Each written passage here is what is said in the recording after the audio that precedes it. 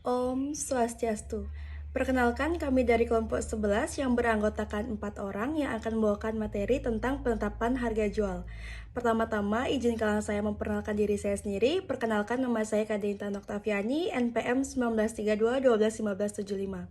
Yang pertama, saya akan menjelaskan tentang pengertian dari penetapan harga jual, yaitu salah satu keputusan yang sulit dihadapi suatu perusahaan adalah menetapkan harga. Meskipun cara penetapan harga yang dipakai sama bagi setiap perusahaan, yaitu didasarkan pada biaya, persaingan, permintaan, dan laba. Tetapi kombinasi optimal dari faktor-faktor tersebut berada sesuai dengan sifat produk, pasarnya, dan tujuan perusahaan.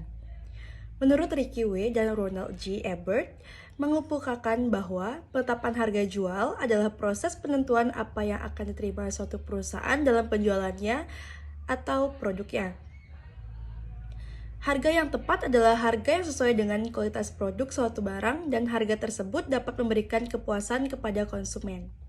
Boy Walker dan Lurchi dalam bukunya yang berjudul Manajemen Pemasaran menyatakan bahwa ada sejumlah cara dalam menetapkan harga, tetapi cara apapun yang digunakan seharusnya memperhitungkan faktor-faktor situasional. Faktor-faktor itu meliputi: yang pertama, strategi perusahaan dan komponen-komponen lain di dalam bauran pemasaran. Yang kedua, perluasan produk sedemikian rupa sehingga produk dipandang berbeda dari produk-produk lain yang bersaing dalam mutu atau tingkat pelayanan konsumen. Yang ketiga, biaya dan harga pesaing. Yang terakhir, yaitu keempat, ketersediaan dan harga dari produk pengganti. Yang selanjutnya ada harga jual. Harga jual merupakan salah satu faktor yang mempengaruhi keputusan konsumen untuk membeli suatu produk. Konsumen akan membeli suatu produk apabila ada keseimbangan antara alasan dalam menetapkan harga jual. Sudarsono menyatakan bahwa dalam menetapkan harga jual perlu dipertimbangkan beberapa hal, antara lain: yang pertama, harga produk jual barang; yang kedua, harga barang sejenis; yang ketiga, daya beli masyarakat; yang keempat, jangka waktu perputaran modal; dan yang terakhir, peraturan-peraturan dan sebagainya. Faktor-faktor tersebut merupakan faktor-faktor objektif. Artinya, pendapatan pribadi pengusaha atau pedagang tidak ikut berperan, atau kalaupun ada, hanya kecil sekali. Materi selanjutnya akan dilanjutkan oleh teman saya. Baik, perkenalkan, nama saya Made Monica Priandewi, NPM 587. Di sini saya akan melanjutkan presentasi dari teman saya. Materi selanjutnya yaitu prosedur penetapan harga jual. Untuk menetapkan harga jual suatu produk, maka perusahaan harus mempertimbangkan berbagai faktor dalam menetapkan kebijakan harga. Philip Kotler dalam bukunya mengemukakan prosedur 6 langkah untuk menetapkan harga, yaitu yang pertama, memilih tujuan penetapan harga; yang kedua, menentukan permintaan; yang ketiga, memperkirakan biaya; yang keempat, menganalisis biaya, harga, dan tawaran pesaing; yang kelima, memilih metode penetapan harga; dan yang terakhir, memilih harga akhir. Selanjutnya, berikut ini merupakan penjelasan mengenai prosedur 6 langkah yang digunakan untuk menetapkan harga jual. Yang pertama, memilih tujuan penetapan harga. Pada dasarnya, setiap perusahaan harus memutuskan apa yang ingin dicapainya dari produk tersebut. Jika perusahaan telah memilih posisi pasarnya dengan cermat, maka strategi bauran pemasarannya termasuk harga akan otomatis sejalan dengannya.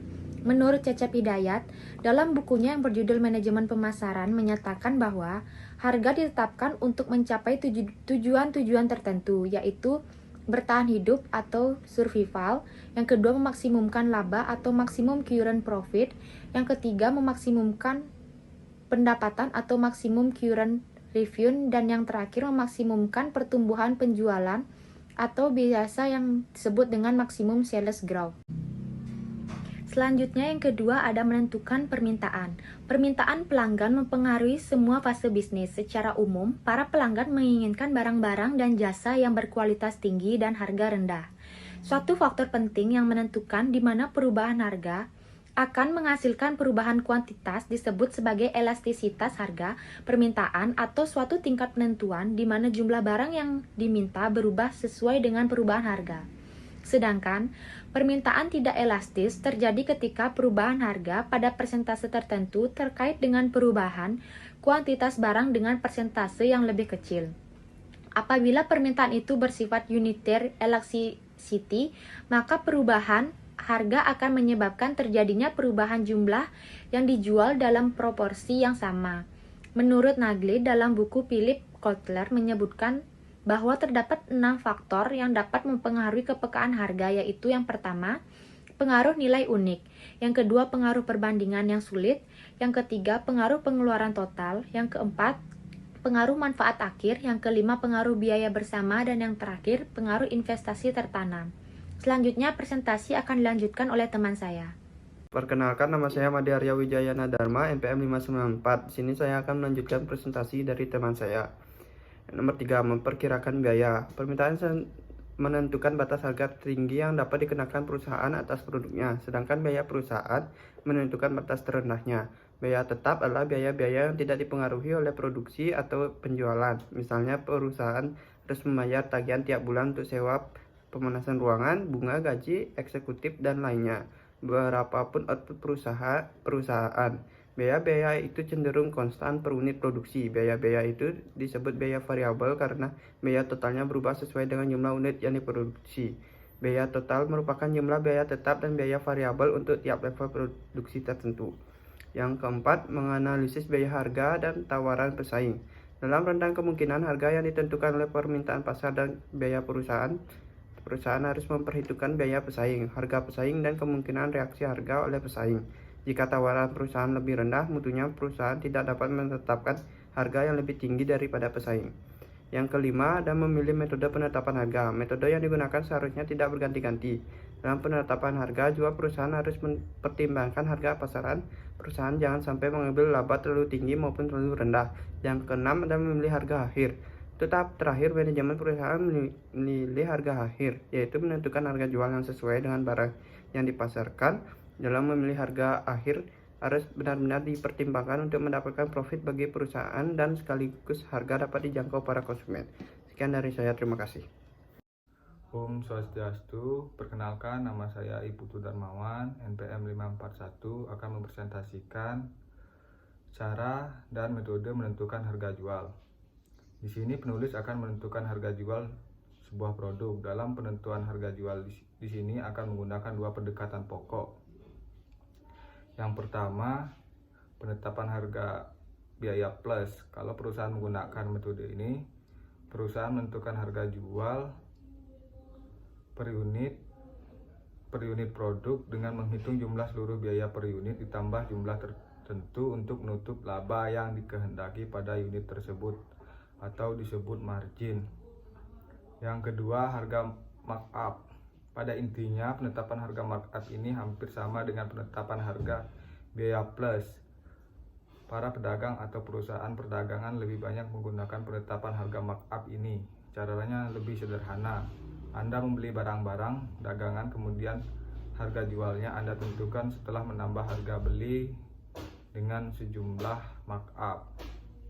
Yang ketiga, penetapan harga break even adalah cara penetapan harga yang didasarkan pada permintaan pasar dan masih mempertimbangkan biaya. Usaha dapat dikatakan dalam keadaan break even apabila penghasilan yang diterima sama dengan biaya keluar, dengan anggapan bahwa harga jualnya sudah ditentukan. Yang keempat, penetapan harga dalam hubungannya dengan pasar. Kalau menggunakan cara yang satu ini, penentuan harga tidak didasarkan pada biaya, tetapi justru sebaliknya. Harga yang menentukan biaya bagi perusahaan menentukan harga sama dengan tingkat harga pasar agar dapat ikut bersaing, atau dapat juga ditentukan lebih tinggi atau lebih rendah dari tingkat harga dalam persaingan tergantung strategi dan segmentasi pasar. Demikian presentasi dari saya ucapkan terima kasih.